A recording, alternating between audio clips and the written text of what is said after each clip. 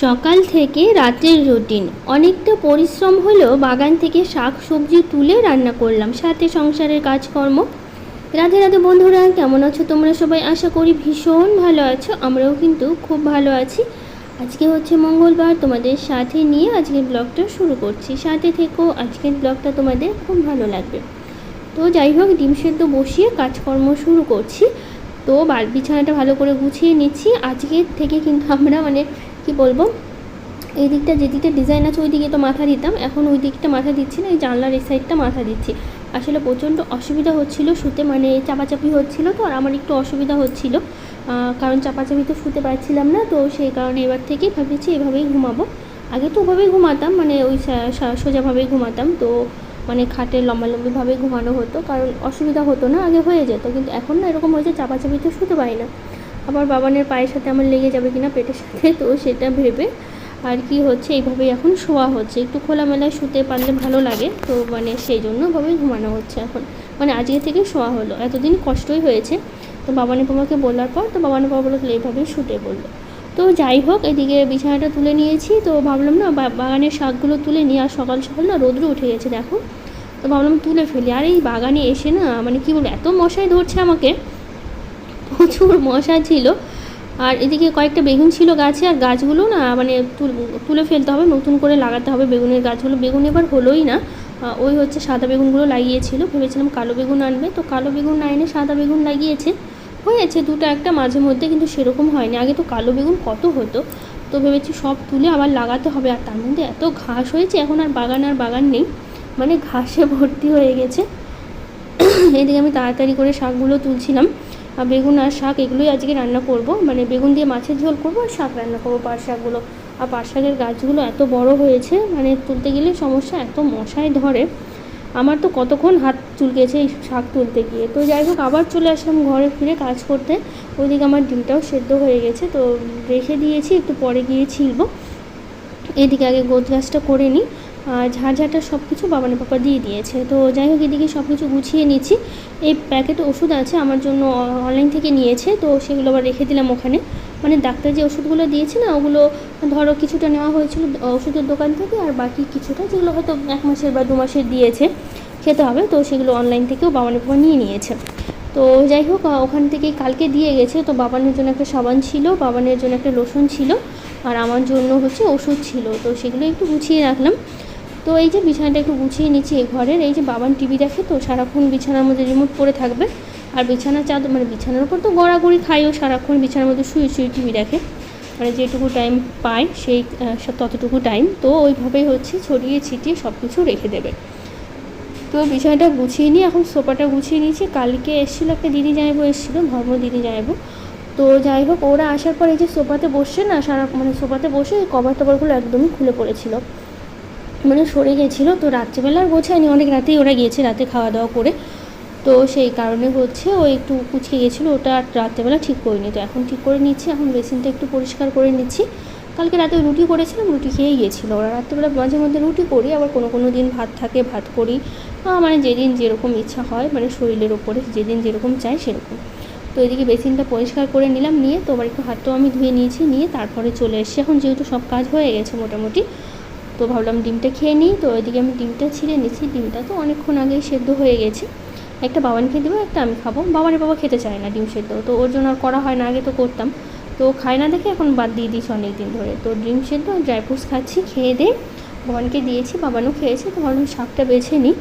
তো এই শাকগুলো তো শুধুমাত্র মাথাগুলো ছিঁড়ে এনেছি, মাথাগুলো ছিলে আবার নতুন করে হবে, পাতাগুলো নতুন করে ডাল হয়ে নতুন করে হবে, তো সেই কারণে মাথাগুলো ছিঁড়ে নিলে বা কেটে নিলে ভালো হয়, তো সেই কারণে হচ্ছে ওভাবেই করা হয়েছে।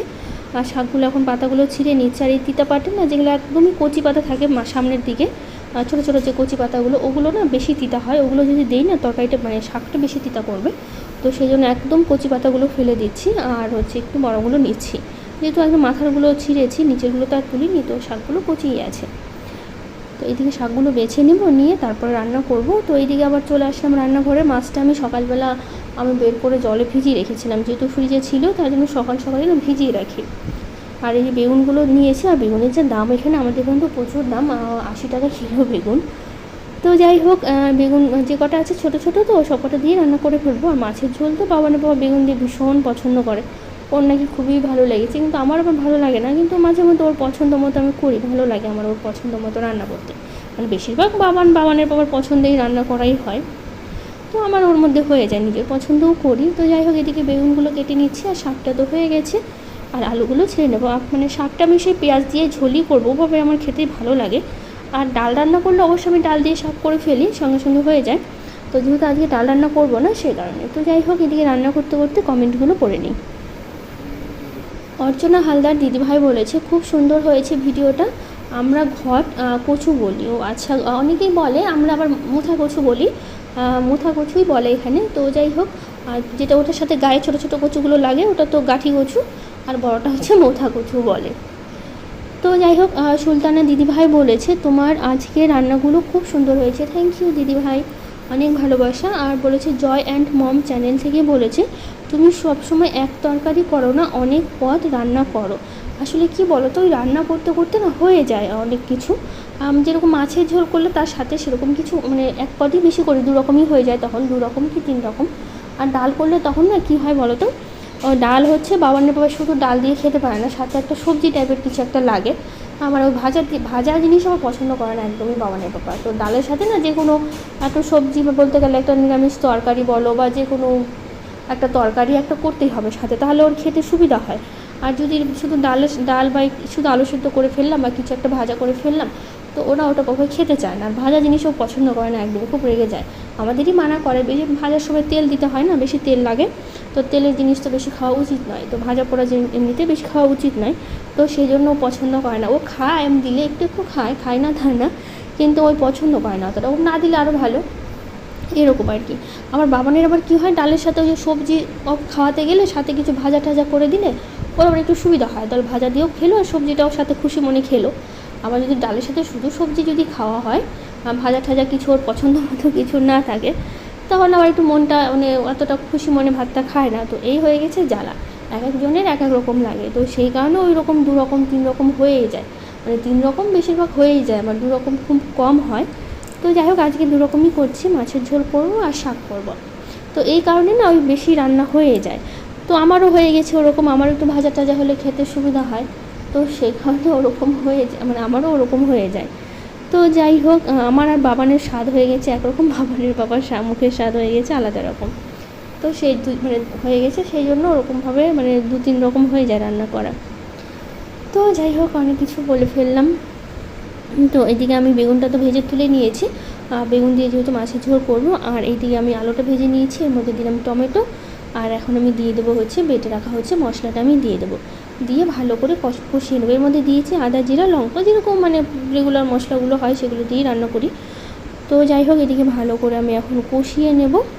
এদিকে মশলাটা আমি কষাচ্ছিলাম, আবার বাবানের বাবা কালকে এনেছিল মিষ্টি আর ব্রেড এনেছিল, বাবান খেতে চেয়েছিল। তো যাই হোক, আমি যেহেতু এখন খুব একটা মিষ্টি জিনিস না খেতে পারি না, এখন একটু পাচ্ছি খেতে, এতদিন না মিষ্টি খেলে না গলার সাথে আমার হচ্ছে মিষ্টি লেগেই থাকতো, ওটা আর নামতো না, মিষ্টি জিনিস খেতে একদমই ভালো লাগতো না আমার, সহ্যই করতে পারতো না মিষ্টি জিনিস। এখন আবার একটু খেতে পারি। তো আমি আবার কী করলাম, একটু খিদে পাচ্ছিল, কালকে রাত্রেবেলা না সেরকমভাবে আমি কিছু খাইনি বললেই চলে, মানে মোটামুটি না খাওয়ার মতনই বলতে পারো, কারণ একটু মানে গ্যাস হয়ে গেছিলো আর পেটটা ফুলেছিল, আর তো গ্যাস লাগছিলো।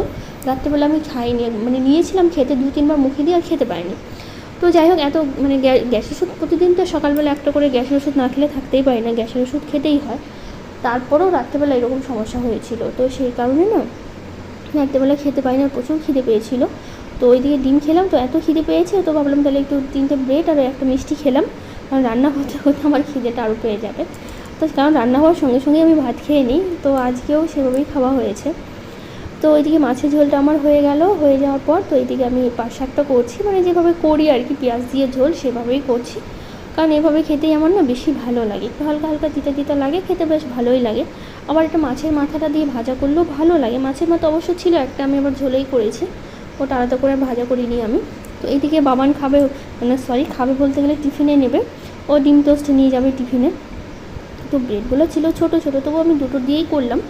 তো যাই হোক, একটা ডিম দিয়ে টোস্টটা করে দিচ্ছি আমি, তো এটা নিয়ে যাবে, একটু সস দিয়ে দেবো, ওটাই আজকে টিফিনে নিয়ে যাবে। তো ঘরে বিস্কুট কেক ছিল, আর অন্য কিছু আমি করলাম না, তো বলছে এটাই নেবে, তো ভাবলাম তাহলে এটাই আমি দিয়ে দিই, এটাই আমি ছোটো ছোটো পিস পিস করে কেটে এটাই আমি হচ্ছে দিয়েছিলাম বাবানকে টিফিনে। তো এদিকে দেখো পেঁয়াজটা ভালো করে ভেজে নিয়েছি, এর মধ্যে শাকটা দিলাম, শাকটা দিয়ে বেশ কিছুক্ষণ নাড়াচাড়া করে নামিয়ে নিলে একদমই হচ্ছে রান্নাটা আমার হয়ে যাবে। তো এর আগে বাবানের বাবা এনেছিল আম, তো আমি আম খেতে চেয়েছিলাম, তো সেই আমটা একটু মানে তখন কাঁচা ছিল, এখন একটু পেকেছে, তো একটা আম আমি বিকেলবেলা খেয়েছি কেটে। আজকে অন্য কোনো ফল খাওয়া হয়নি, শুধু আমি খেয়েছি বিকেলবেলা। তারপরে খেয়েছিলাম দুধ আর খাওয়া হয়েছিল হরলিক্স দিয়ে। তো রাত্রেবেলা আমি করছি হচ্ছে রুটি। আজকে রুটি খেতে মন করলো, ভাত ছিল একটুখানি, ভাত আছে, বাবান অতটা রুটি খেতে চায় না, মানে বাবানের ভাতে হয়ে যাবে। আর মাছের ঝোলও একটু আছে, আর শাকটাও একটু আছে, রাত্রেবেলা অবশ্য শাক খেতে হয় না, তবু একটু আছে। আর রুটি করবো, আর করবো হচ্ছে রসুন বাটা করবো ঝাল করে একদম। আমার না ঝাল ঝাল জিনিস খেতে ভীষণ ভালো লাগছে এখন, তো সেই কারণে হচ্ছে ঝাল করে একদম রুটি মানে রসুন বাটা করবো, ওটাই রাত্রেবেলা খাওয়া হবে, মানে রুটি দিয়ে আর রসুন বাটা। আর একটু মাছের ঝোল আছে, মাছের ঝোল বাবানের পাপা খাবে, বাবান খাবে, আমি একদম মাছের ঝোল খাবো না, আমি শুধু রসুন বাটা দিয়ে খাবো। তো তার জন্য এই যে রুটিগুলো একটা একটা করে ভেজে নিচ্ছি আমি। কয়েকটা বাসন ছিল মানে বিকেলবেলা, সেই বাসনগুলো আবার বাবানের বাবা দাঁড়িয়ে দাঁড়িয়ে মাজছে, গল্প করছি বাবানের বাবার সাথে, আর আমি এদিকে হচ্ছে রুটিগুলো হচ্ছে ভেজে নিচ্ছি। তো তোমরা খাও নাকি রসুন বাটা এরকম ঝাল করে, আর জানিয়ে আমাকে, আমার তো বেশ ভালোই লাগে। তো 3টে শুকনো লঙ্কা আর এই যে রসুন, এগুলো বেটে আজকে রাত্রিবেলা খাওয়া হবে। তো যাই হোক, আজকের ব্লগটা কেমন লাগলো জানিও। আজকের মতো টাটা, দেখা হবে নতুন একটা ব্লগে।